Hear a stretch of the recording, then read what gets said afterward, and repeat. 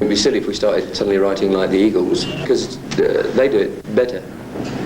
But we do Deep Purple better than the Eagles. Well, David singing like Joni Mitchell is silly. You do what you're good at. Yeah, we have limitations which you accept.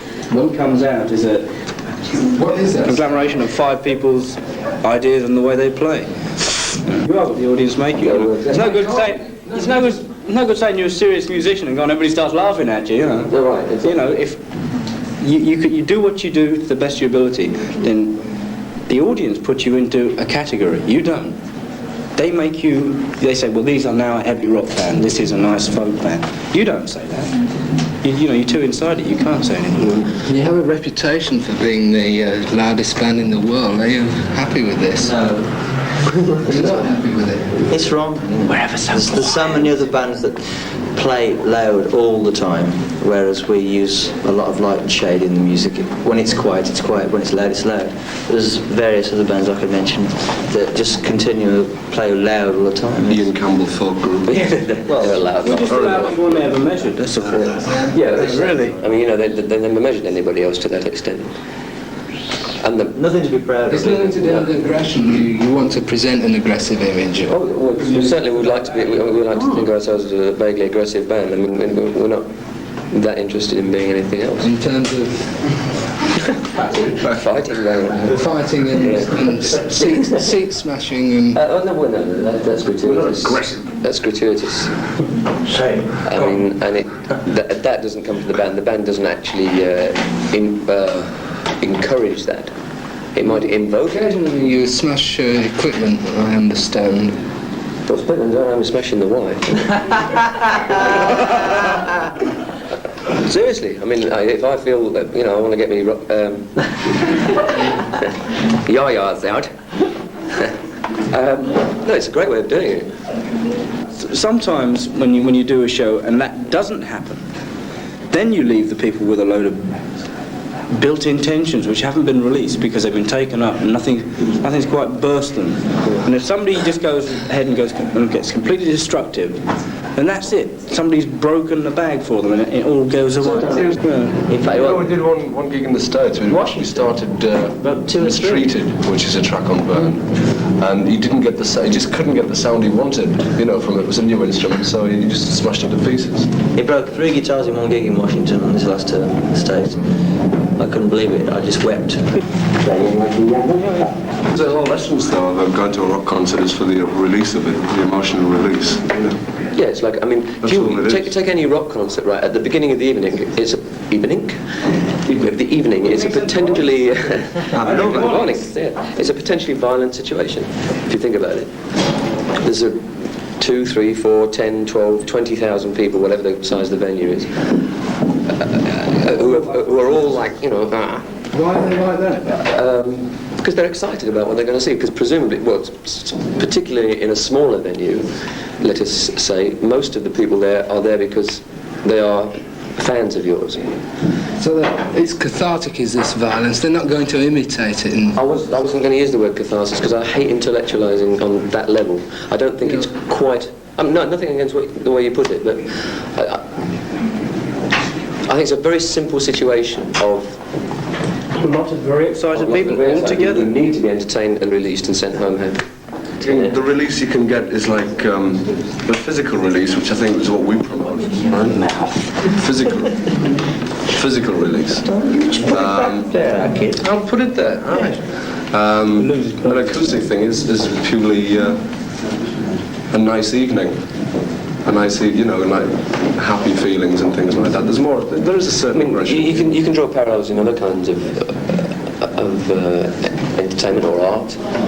I mean, you get a very different feeling from looking at one of those Renaissance paintings of Madonna with child than you do from looking at what's his name, Francis Bacon or something. You know, with the screaming Pope or something, that great sort of screaming face. That's a tense picture, right?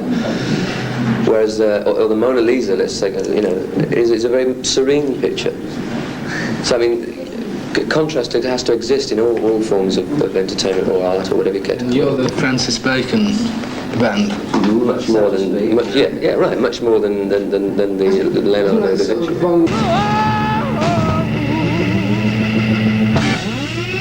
Good night, God bless you all.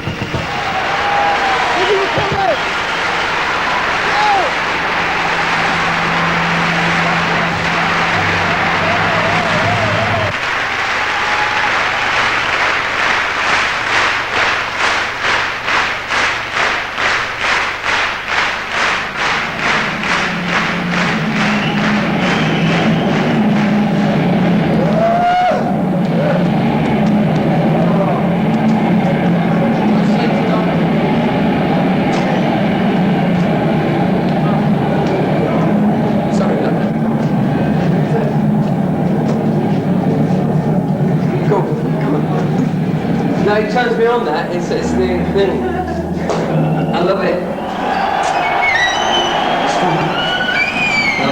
Right.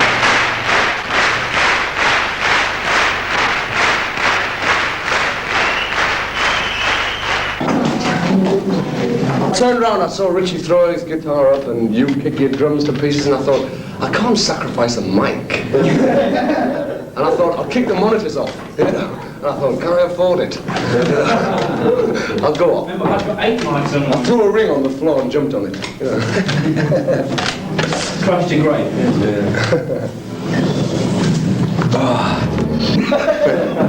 I just put my beer down. I put my beer down and it's gone. Sure. Do you want a cigarette, Johnny? We got the impression out there that you enjoyed that one. I had a good time, yes.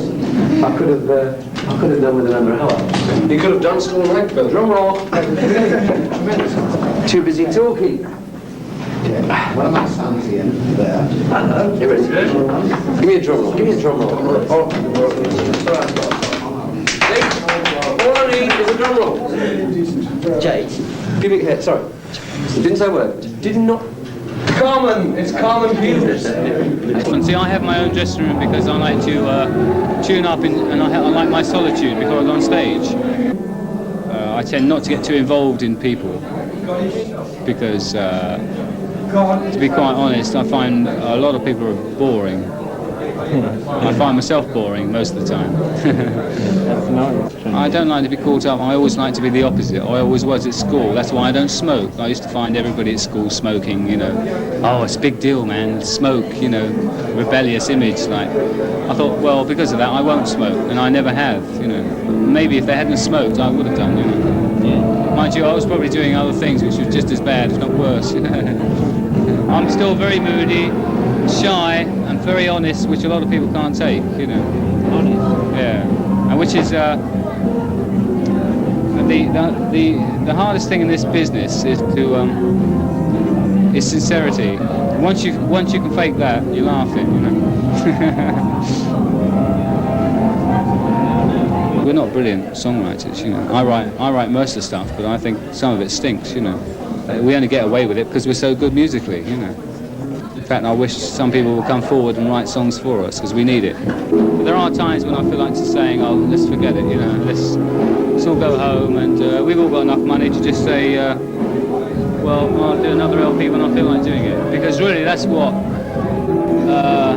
every group should do. But every group is pressured by the record company. It's only guarding their own interests. A group only lasts a certain length of time, so they get the most out of them. It doesn't matter whether they fold up in 5 years, as long as they've made about 10 LPs in the meantime. Whereas in actual fact, to get the best out of a group, you've got to give them a year for each LP, I would think, for an actual progression without forcing it. And that really bugs me, actually, going to the studio. Right, we're going to turn out an LP, boys, you know, here we go, blah, blah, blah.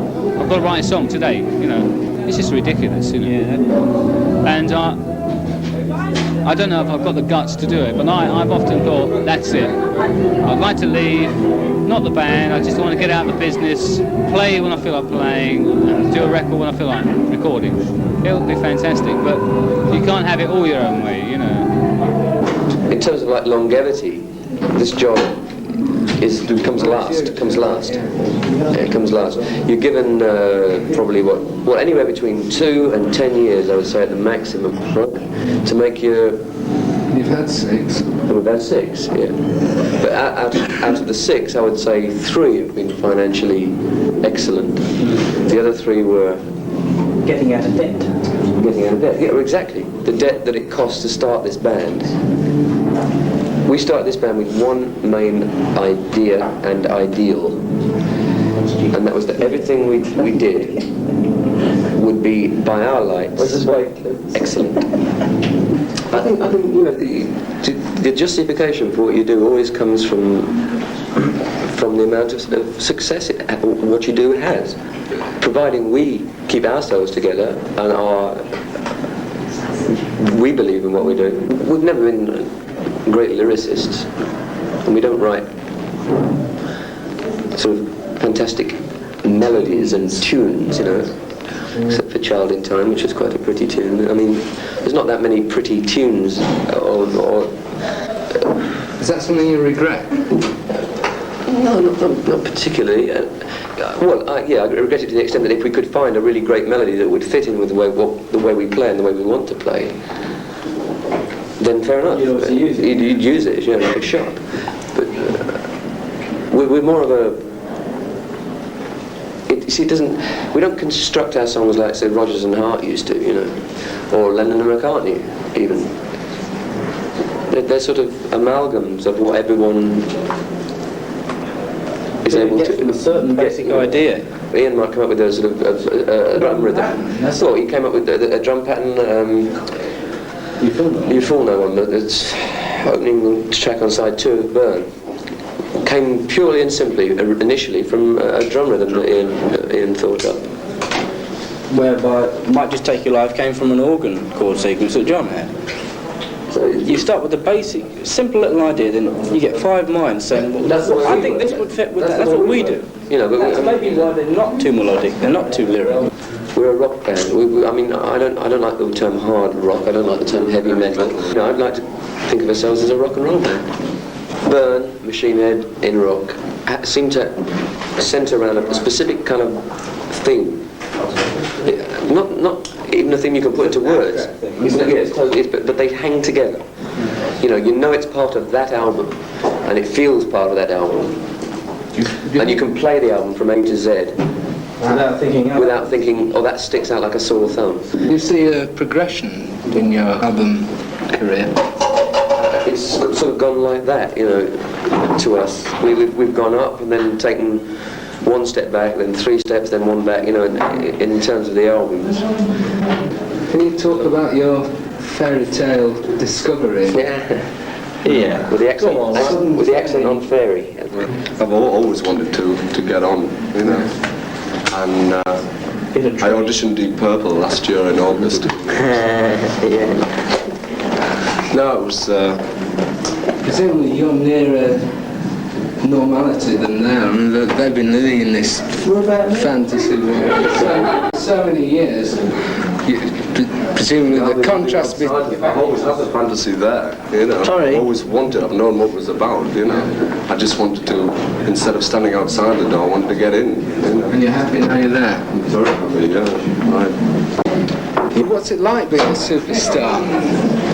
Carrying around this sort of envelope of fame and... Well, it's very, very strange, actually. The only real, as far as I'm concerned, the only real superstars, to use the term properly, are the people that would gain instant recognition in any town, in any country where their music or their films, whatever, have been seen or heard.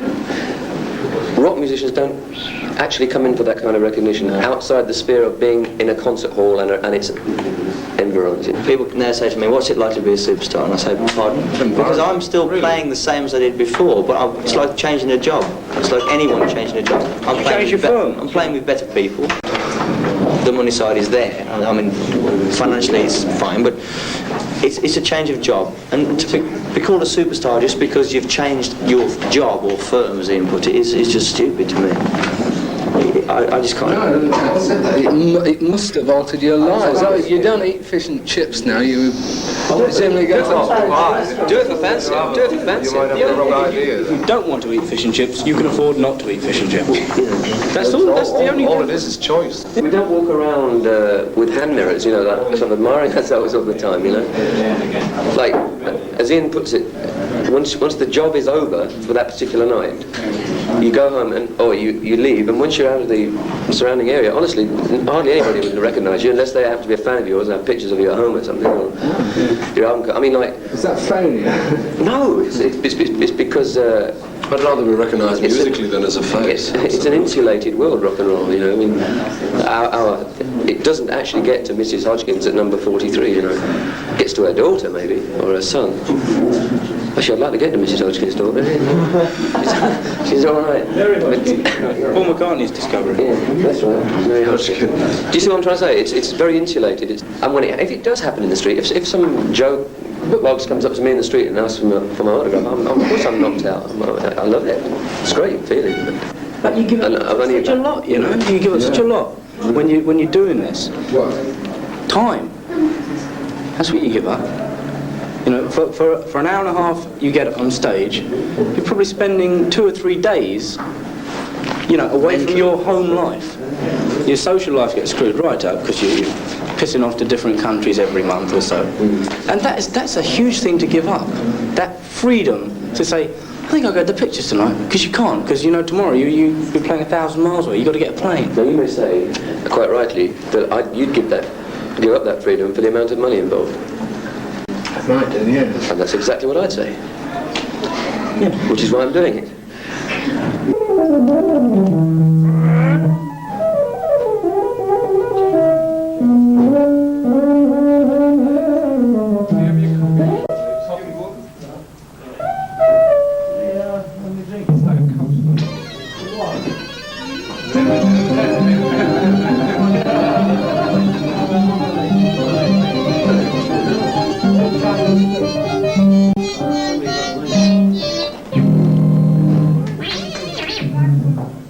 Could you pass me that bottle of marvellous stuff? Is it hard work doing all that drumming behind such a loud band?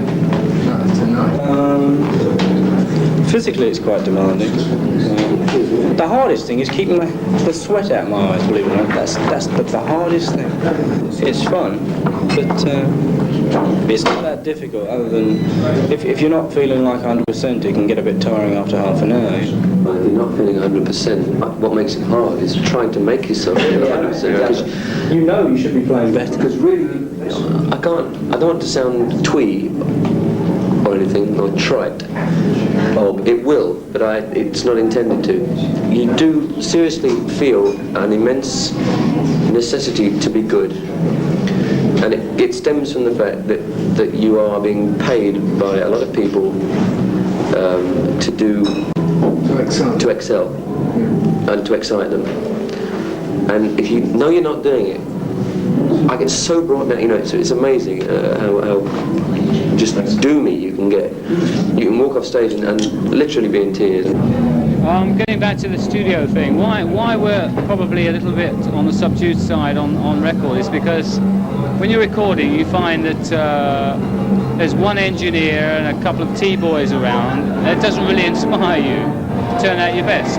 Whereas when you're on stage, you're playing to the people and they inspire you, obviously, you know. I suppose it's an ego thing, really. You like to kind of basically show them what you know, and you get really inspired. You get a real exciting thing going with the crowd because they just turn you on. We don't have many bad nights. In fact, since we've started, we've got on 3 fingers we've had maybe 3 bad nights. And when we do have a bad night, we don't fight. We just walk off, and we don't speak to each other. And the next day we go on stage. It's like that. We don't ever argue intensely. When we criticise each other, it's always polite criticism. Yeah, you're shit, man. It's necessary to respect each other. It's immensely necessary. Bands have broken up through lack of respect. We spent time together socially. This band more than this combination of Deep Purple more than any other combination. Yes. Better than I have, I think. But Can't help. I've spent more time with Glenn since he's been in the band than I spent with Roger in 2 years. The band has existed. I mean, Richie, Ian and myself have been together since the end of 1967. Your Thus Spake Zarathustra seems to bring a cheer, as that proves that you're a better musician when you're playing Richard Strauss than you are when you're playing John Lord. That comes from them then, because I don't think that. That's just a change of style. I mean, maybe you should ask a member of the audience that. I mean, I don't know.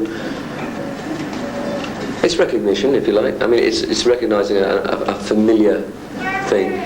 I put it in there because I think it works there. I love playing it as well. It's gas to play. Works with the idea of that particular song. I mean, the songs. There's a space song. There's a link. I mean, it's a tenuous No one one, thinks of but, it as Strauss. They think immediately 2001 from the space. I suspected that one could prove that one was a good musician to the audience by playing classical music. No, in actual fact, I think I could prove it better by improvising on the chord of G with him in the background. I think I could prove I'm a musician. That's what I was up there for, but I'm not up there for that. I'm not there to prove I'm a good musician.